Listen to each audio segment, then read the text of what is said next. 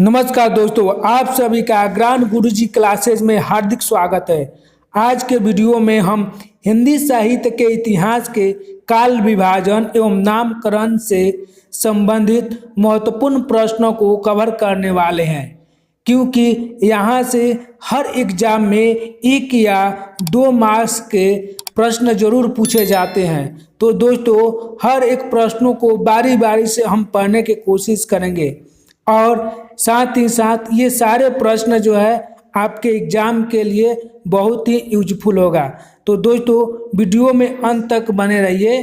तो चलिए दोस्तों, हम सब पहले प्रश्न की ओर चलते हैं और हमारा पहला प्रश्न बनेगा, आचार्य रामचंद्र शुक्ल ने आदिकाल का नाम क्या रखा। आचार्य रामचंद्र शुक्ल ने आदिकाल का नाम क्या रखा। तो दोस्तों, इसका उत्तर होगा वीरगाथा काल। क्या होगा? वीरगाथा काल। दोस्तों, आप अपने पास कलम और कॉपी लेकर अवश्य बैठेंगे और बारी बारी से सारे प्रश्नों और उत्तर को नोट करेंगे। तो हमारा पहला प्रश्न क्या बनेगा दोस्तों कि आचार्य रामचंद्र शुक्ल ने आदिकाल का नाम क्या रखा। तो वीरगाथा काल। उत्तर क्या होगा? वीरगाथा काल। यहाँ से एक और प्रश्न बनेगा दोस्तों कि रामचंद्र शुक्ल ने आदिकाल का समय सीमा क्या माना है, यानी कि वीरगाथा काल का समय सीमा क्या माना है। तो दोस्तों, इसका उत्तर होगा संवत 1050 से 1375। संवत 1050 से 1375। दोस्तों, यह प्रश्न जो है 2023 के स्टेट एग्जाम में भी आया था। तो इसलिए यह वीडियो जो आप लोगों के लिए बहुत महत्वपूर्ण होने वाली है, क्योंकि इस वीडियो में वैसे ही प्रश्न बनाए गए हैं जो एग्जाम में पूछे जाते हैं। दोस्तों, अगला प्रश्न बनेगा कि आचार्य रामचंद्र शुक्ल ने पूर्व मध्यकाल को क्या नाम रखा है। आचार्य रामचंद्र शुक्ल ने पूर्व मध्यकाल का नाम क्या रखा है। तो भक्ति काल। क्या रखा है? भक्ति काल। याद रखेंगे। फिर अगला प्रश्न बनेगा कि आचार्य रामचंद्र शुक्ल ने भक्ति काल का समय सीमा क्या माना है। तो संवत 1375 से 1700। याद रखेंगे। क्या माना है? संवत 1375 से 1700। दोस्तों, अगला प्रश्न बनेगा कि आचार्य रामचंद्र शुक्ल ने उत्तर मध्यकाल का नाम क्या रखा है। उत्तर मध्यकाल का नाम क्या रखा है। तो दोस्तों, रीतिकाल। क्या नाम रखा है? रीतिकाल।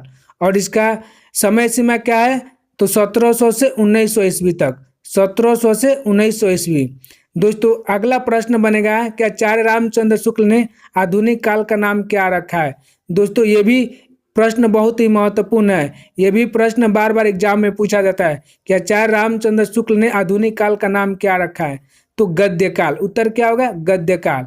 दोस्तों, यहाँ से एक और प्रश्न बनेगा कि आचार्य रामचंद्र शुक्ल ने गद्य काल का समय सीमा क्या माना है। आचार्य रामचंद्र शुक्ल ने गद्य काल का समय सीमा क्या माना। तो दोस्तों, इसका सही उत्तर होगा संवत 1900 से 1984। याद रखेंगे। गद्य काल का समय सीमा क्या माना है? 1900 से 1984। दोस्तों, अगला प्रश्न है कि डॉक्टर राम कुमार वर्मा ने आदिकाल का नाम क्या रखा है। डॉक्टर राम कुमार वर्मा ने आदिकाल का नाम क्या रखा है। तो दोस्तों, डॉक्टर राम कुमार वर्मा ने आदिकाल के 2 नाम रखे हैं, एक संधि काल और चरण काल, यानी कि इसे 2 भागों में बांटा है। याद रखेंगे। आदिकाल को 2 भागों में बांटा है, संधि काल और चरण काल, और दोनों का समय सीमा अलग अलग है। संधि काल का समय सीमा है संवत 750 से 1000 तक। संवत 750 से 1000 तक। और चरण काल का, यानी कि चारण काल का समय क्या है? संवत 1000 से 1375 तक। 1000 से 1375 तक। यहाँ पर दोस्तों चारण काल होगा, चरण काल नहीं होगा, ये मिसप्रिंट है, चारण काल। दोस्तों, अगला प्रश्न बनेगा कि राम कुमार वर्मा ने पूर्व मध्यकाल का नाम क्या रखा है। तो पूर्व मध्यकाल का नाम क्या रखा है? भक्ति काल। और इन्होंने भक्ति काल का समय सीमा क्या माना है? 1375 से 1720 तक। क्या रखा है? 1375 से 1720 तक। दोस्तों, अगला प्रश्न बनेगा कि डॉक्टर राम कुमार वर्मा ने उत्तर मध्यकाल का नाम क्या रखा है। उत्तर मध्यकाल का नाम क्या रखा है। तो दोस्तों, इसका नाम उन्होंने रखा है रीतिकाल, यानी कि डॉक्टर राम कुमार वर्मा ने उत्तर मध्यकाल का नाम क्या रखा है? रीतिकाल। और इसका समय सीमा क्या रखा है? तो 1700 से 1920 तक। संवत 1700 से 1920 तक। याद रखेंगे। दोस्तों, अगला प्रश्न बनेगा कि डॉक्टर राम कुमार वर्मा ने आधुनिक काल का नाम क्या रखा है। डॉक्टर राम कुमार वर्मा ने आधुनिक काल का नाम क्या रखा है? तो दोस्तों डॉक्टर राम कुमार वर्मा ने आधुनिक काल का नाम आधुनिक काल ही रखा है। क्या रखा है? आधुनिक काल रखा है। और इसका समय सीमा क्या माना है? संवत 1900 से अब तक, संवत 1900 से अब तक। दोस्तों हम लोग आदिकाल का नामकरण के बारे में अब जानेंगे कि किन किन विद्वानों ने आदिकाल का क्या क्या नाम रखा है। तो इससे पहले दोस्तों मैं आपको बता दूं कि आप वीडियो को एकदम यकीन के साथ अंत तक देखिए, क्योंकि यहाँ से आपका एक प्रश्न या दो प्रश्न अवश्य एग्जाम में पूछा जाएगा। तो चलिए दोस्तों हम लोग समझते हैं कि आदिकाल का विभिन्न विद्वानों ने क्या क्या नाम रखा है। यहाँ से पक्का एक प्रश्न आपके एग्जाम में आएगा ही आएगा। दोस्तों पहला प्रश्न बनेगा कि चारण काल, आदिकाल को चारण काल नाम किसने दिया? तो दोस्तों इसको आप लोग नोट करेंगे, जॉर्ज ग्रियर्सन ने। चारण काल नाम किसने रखा है? जॉर्ज ग्रियर्सन ने। प्रारंभिक काल किसने नाम रखा है? मिश्र बंधु ने। दोस्तों यहाँ पर प्रश्न आएगा कि आदिकाल का नामकरण प्रारंभिक काल किसने रखा है? तो मिश्र बंधु ने रखा है। दोस्तों अगला प्रश्न बनेगा कि आदिकाल नाम किसने रखा है? तो हजारी प्रसाद द्विवेदी ने और डॉक्टर रसाल ने। आदिकाल का आदिकाल नाम डॉक्टर रसाल और हजारी प्रसाद द्विवेदी ने रखा है। अगला प्रश्न बनेगा कि आदिकाल का बीजोपन काल नाम किसने रखा है? आदिकाल का बीजोपन काल नाम किसने रखा है? तो महावीर प्रसाद द्विवेदी। कौन रखे हैं? महावीर प्रसाद द्विवेदी। दोस्तों अगला प्रश्न बनेगा कि आदिकाल का सिद्ध सामंत काल नाम किसने रखा है? आदिकाल का सिद्ध सामंत नाम किसने रखा है? तो दोस्तों राहुल संकृत्यायन। किसने रखा है? राहुल संकृत्यायन ने।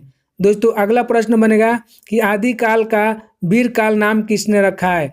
तो विश्वनाथ प्रसाद मिश्र। किसने? विश्वनाथ प्रसाद मिश्र ने। दोस्तों ये प्रश्न 2023 के स्टेट एग्जाम में आया था। दोस्तों अगला प्रश्न बनेगा कि आदिकाल का संधि काल एवं चारण काल नाम किसने रखा है? तो डॉक्टर राम कुमार वर्मा। डॉक्टर राम कुमार वर्मा। दोस्तों यहाँ पर एक और प्रश्न बनेगा कि आदिकाल को चारण काल नाम सर्वप्रथम किसने रखा है? तो जॉर्ज ग्रियर्सन ने। सर्वप्रथम किसने रखा है? जॉर्ज ग्रियर्सन ने। उसके बाद डॉक्टर राम कुमार वर्मा ने रखा है। दोस्तों अगला प्रश्न बनेगा कि आदिकाल का नाम वीरगाथा काल किसने रखा है? आदिकाल का नाम वीरगाथा काल किसने रखा है?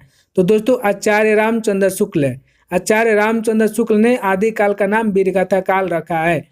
दोस्तों यहाँ से पक्का मैं विश्वास के साथ कहता हूँ कि एक या दो प्रश्न आपके एग्जाम में अवश्य आएंगे, तो इसलिए आप लोग वीडियो को अंत तक जरूर देखें। दोस्तों अगला प्रश्न बनेगा कि मिश्र बंधुओं ने आदिकाल का नाम क्या रखा है? तो दोस्तों मिश्र बंधुओं ने आदिकाल का नाम प्रारंभिक काल रखा है।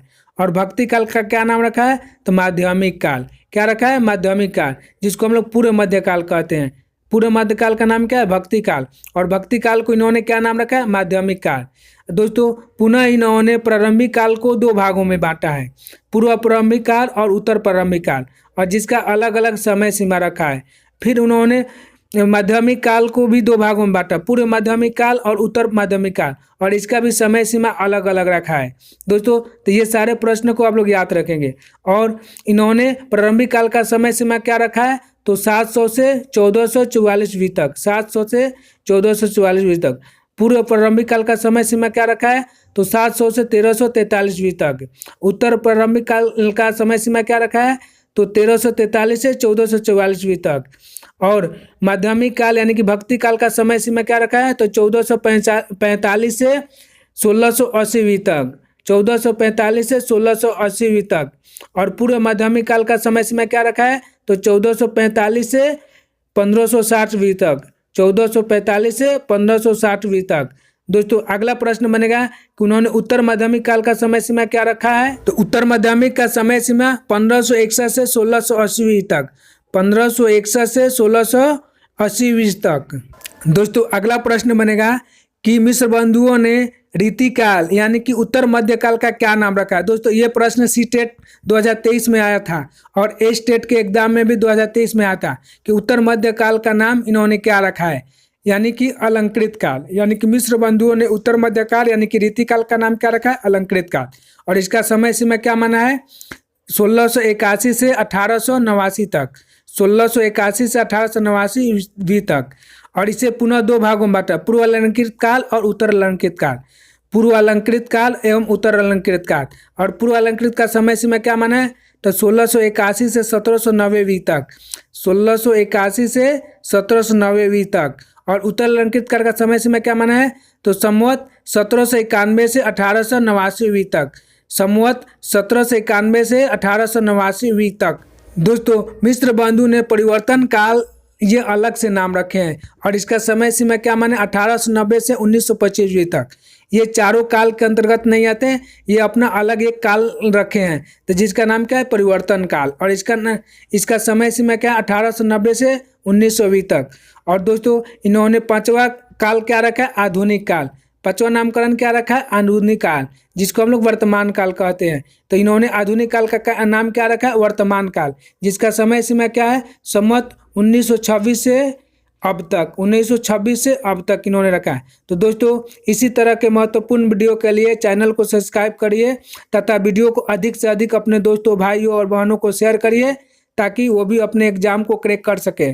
तब तक के लिए जय हिंद, जय भारत, वंदे मातरम, धन्यवाद।